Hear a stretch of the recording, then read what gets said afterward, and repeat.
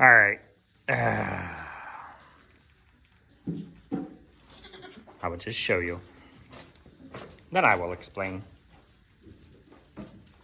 While this looks like a really cool science project, like some sort of like DNA chain or I don't know anything about. Why you gotta poop in my bucket?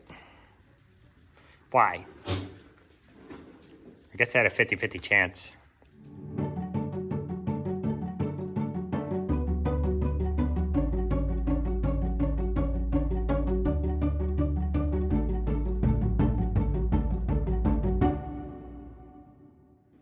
What is up, guys? Welcome back.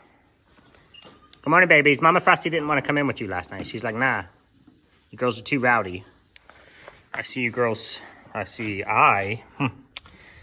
People like to place blame where it's not to be placed. I almost said, I see you girls open the door. I see that I forgot to chain the door and lock the door. That is incompetence. Incompetent. And some of my little lovelies could have been injured due to my lack of whatever. I don't like missing stuff is more appropriately termed or stated. We got everybody in here that's supposed to be I'm missing a Gucci mom. I know, honey, that's not your baby. Well, what probably is your baby. Because she still has... What was your other baby, Adonis? I think your other baby was Adonis. And he is still over in the buck pen. And I don't know what we're going to do if we don't get these babies sold. And new babies come along. Somebody had asked that. It's a problem we've never dealt with. Hi. I got to get Moon in there first. It is a simple, sophisticated process. If Mooney doesn't go in her stall with the hay ring, then we just walk around and around and around in circles until that happens. All right, we'll try the other pair of troublemakers. Mr. President, Captain Handsome Snow Pants over there, who thinks he rules the roost. Mama Frosty, it's just not at your liberty, honey, because I don't want you to die. Come on, chubby boys. No, you're scaring the boys. You're scaring the boys. You're scaring the boys. You guys left them that way. You knocked them all off before I got you out of there last night. Gummy gumdrops. Come on, my sweet little angel. My perfect little goat. Look at you. Yeah, right. That happens that way very, very rarely. Moon. Moony.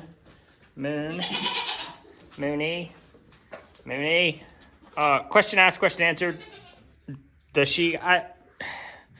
Mochi has always been very vocal. She did, I can't put her away yet because if I close the stall, then I definitely have nowhere to put Mooney.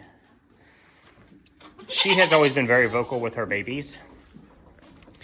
And she was screaming bloody murder the day that I took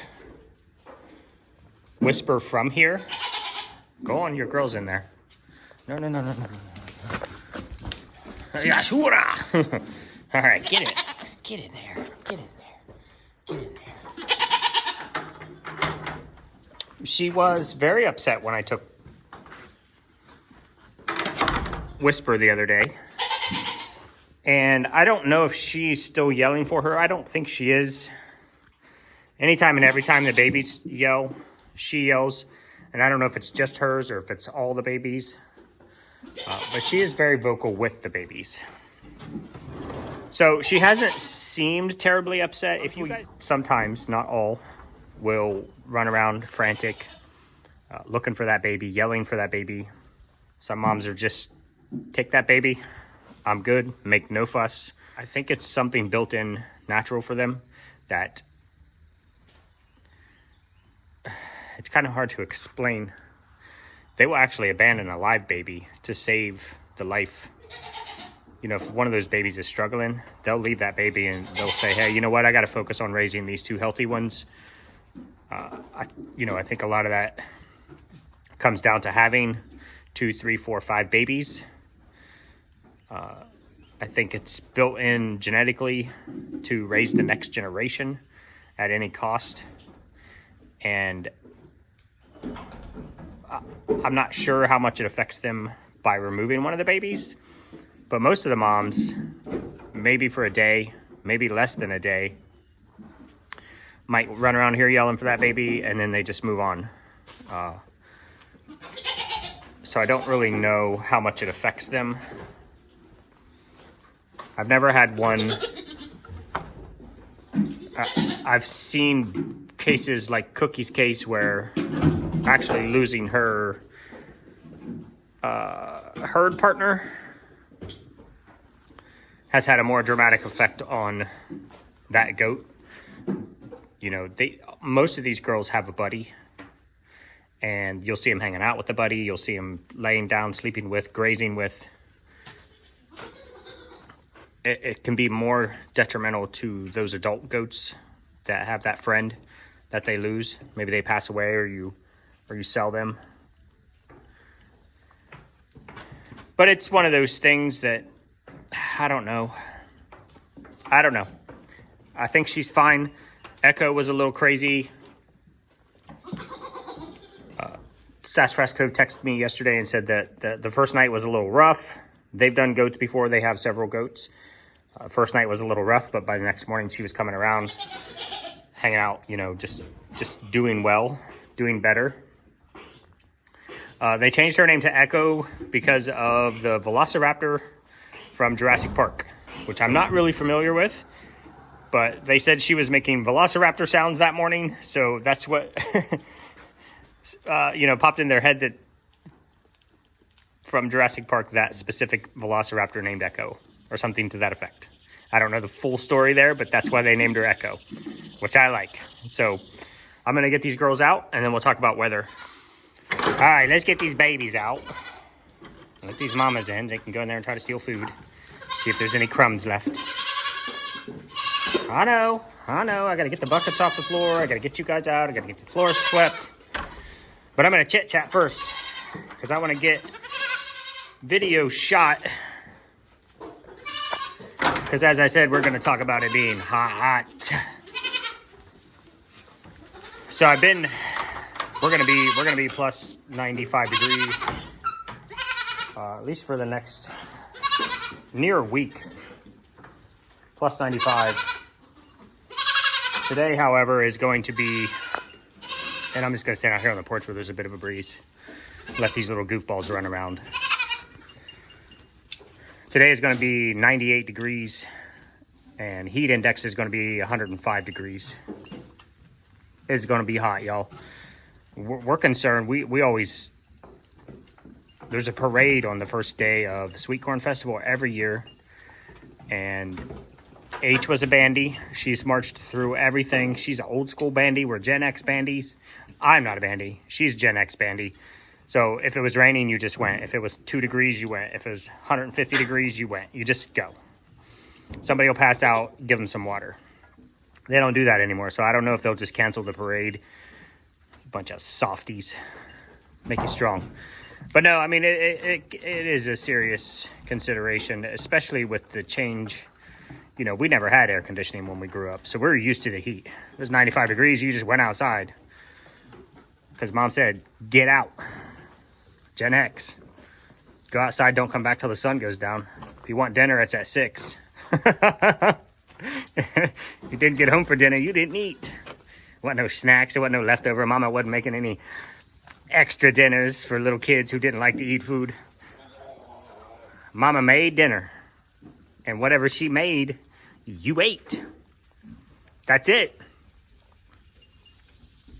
I don't like that. Don't eat. You learn to like stuff. I'm just saying. To be fair, my kids grew up on air conditioning. They were out and about a lot because I was always out. We were always out doing something. All my kids were bandies.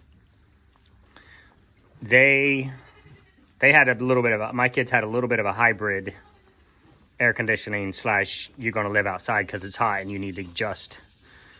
And the kids nowadays, man, they just lay around all day, chilling in the air, playing on their phones, playing on their tablets, watching TV.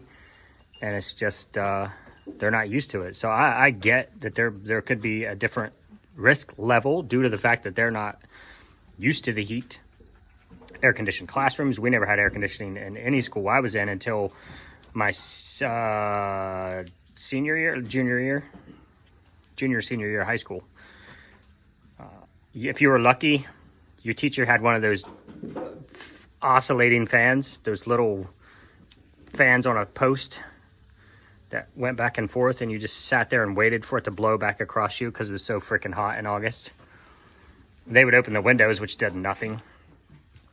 But anyway, I do understand. I do realize that these kids have grown up in a different time, and they might not be adjusted to the levels of heat and cold that we were, making us the best generation ever because we've seen basically everything.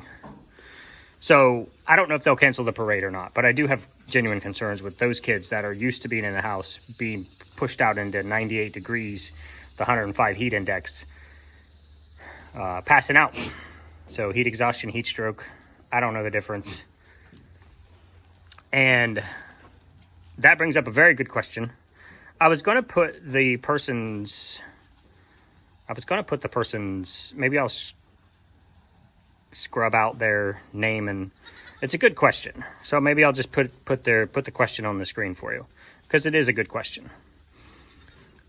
You guys see us out in the summer, 95 degrees, like today's going to be 98 degrees, sun beating down on the soap. Will your soap melt? And to be perfectly honest, every single hot show we go to where people are just dripping sweat walking around, they're like, oh, I don't want to buy it yet because it might melt in my car. Why isn't your soap melting? Why? It's a legitimate question. There are soaps out there. Your melt and pours are not going to hold up in this temperature. If you walk up to a table and the soap is melting, you got a problem. Walk away from that table because it's not made right. What it will do sometimes is sweat, because we're creating a product that we're sitting on the shelf for 4 weeks, 1 month at a minimum, 4 weeks, not 1 month, 4 weeks at a minimum. And our entire purpose in life is for that soap to expel moisture.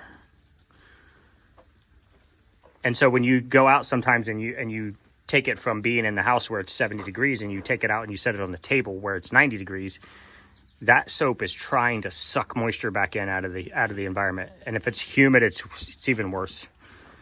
So the soap will sit there and sweat as we sit there and sweat.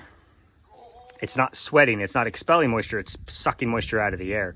So sometimes we'll end up in a situation when it's hot like this that the soap will actually start to get a little bit of condensation on it, I guess, for lack of a better term. The humidity will be sticking to it, but it will not melt. Once you take your oils and you mix them with your lye, and the soap goes through the process known as saponification. It's a real word.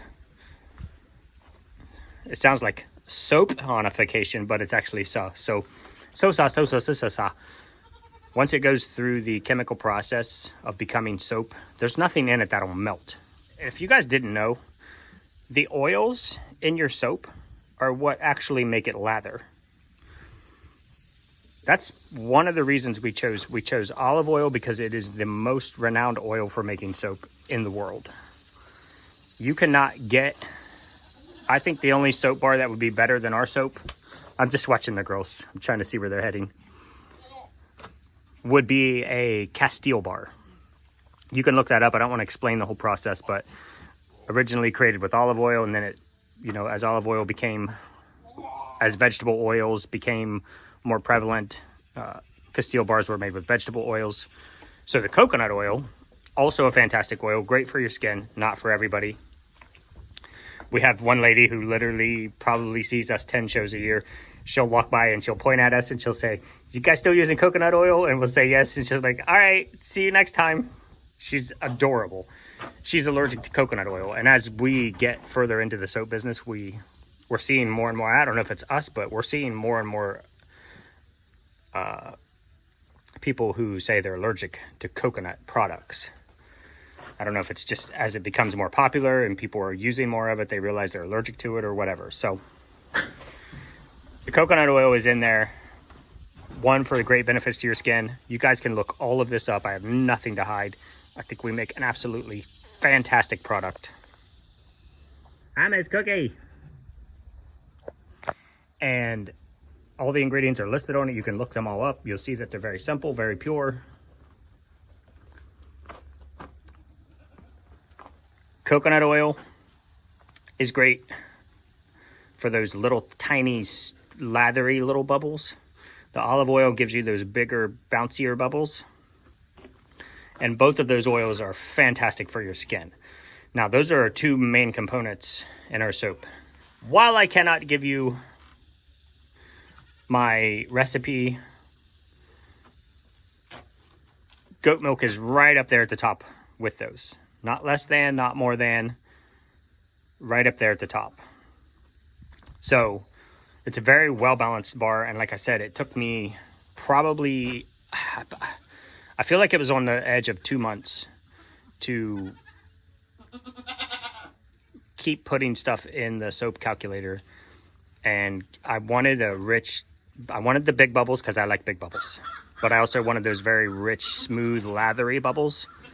So playing with the oils to get to that where I wanted it worked out perfectly.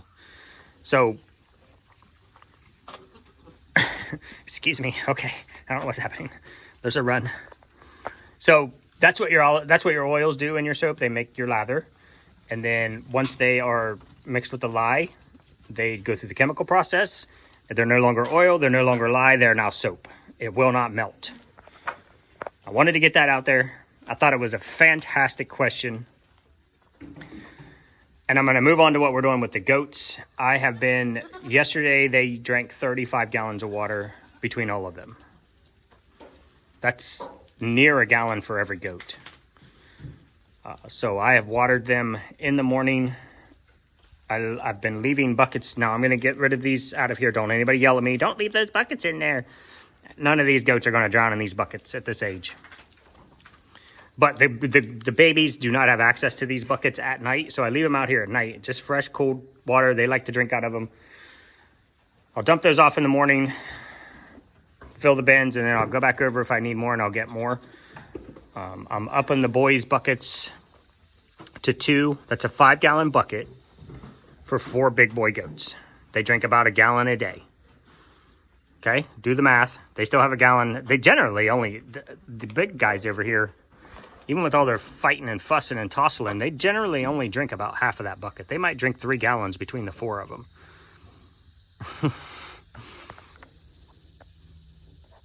Are we having a bromance?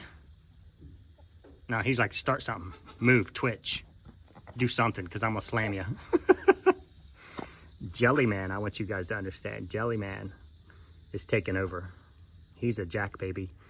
He and Latte both are extremely, not aggressive, but they are moving their way to the top. They will be the top. Mel don't play though. I don't know what it is about him, if it's his age, his confidence. These young boys coming up, trying to prove themselves. I have watched, the other night I was talking to H about this. Jelly Man went over and moved Latte off of his food, cleaned it out. Then he went over and moved Marlon off of Mellow off of his food and cleaned it out. Snickers was already eating all of his food. That little dude is thumping everybody in that pen. It's probably just his age. We'll see where it falls out. So what we're doing, guys, is plenty of hay. They also have plenty of pasture. They have plenty of water. I will probably, so 1, 2, 3, 4, 5, 10, 15. Girls are on 25 gallons of water. Baby boys are going to be on 10. They only drink about 3. Big boys are going to be on 10. They only drink about 3 to 4. Minerals. Keep your minerals up. Keep your minerals strong. Make sure they have mineral. They're drinking more. They're peeing more. They're flushing minerals out of their bodies. Make sure they have their minerals. Make sure they have plenty of clean, fresh, cool drinking water. So that's what I'm going to do now. I have some buckets to scrub. and refill. I'm going to get them filled up on water. I will come over here before we go to the show tonight, and I will check to make sure that they have plenty of water before we leave. And then when we come back tonight, it'll probably be close to midnight by the time we get home. I'll bring water over with me again. I'll make sure the girls are refilled for the evening so they have water to drink overnight, and the same with the boys. Is that Big Red or Baby Snickers? I think you're Baby Snickers. Are you Big Red or Baby Snickers? That's Big Red. Baby Snickers has his papa's face mark. Ah, it was Baby Snickers. Hi, Baby Snickers. What's going on, Bubba? What's going on, buddy? Oh, stop it. You're the biggest scaredy cat in the world. You know that? You look like the freaking Dark Knight. You look like Batman. You look like Death's emissary. And yet, you run off. You little chunky man. Oh, no. You've always been such a little scaredy cat. Look at this. Hey, Zeus man. You want to see a beard? That is quite the beard. Oh, I know. You don't want to show your beard. You want to eat my phone, lick my fingers. Here, let's do it like this. Look at that man beard. These guys are going home soon. Zeus, Big Red, and Artemis will be going home this weekend. All right, guys, that is it. I have this ladder here because it's nearly impossible to get through the buck pen into the baby boy pen when I don't have food in my hands. So that is it. Keep them hydrated, keep their minerals up. Plenty of places to be in the shade. You're gonna come up the ladder with me? One of those idiots would. That's the second day in a row I called them idiots. One of those little handsome fellas over there would probably come up this ladder. He's watching, he's like, so that's how that works. All right, boys. Go find some shade. That is it for me too, guys, and we will see you tomorrow.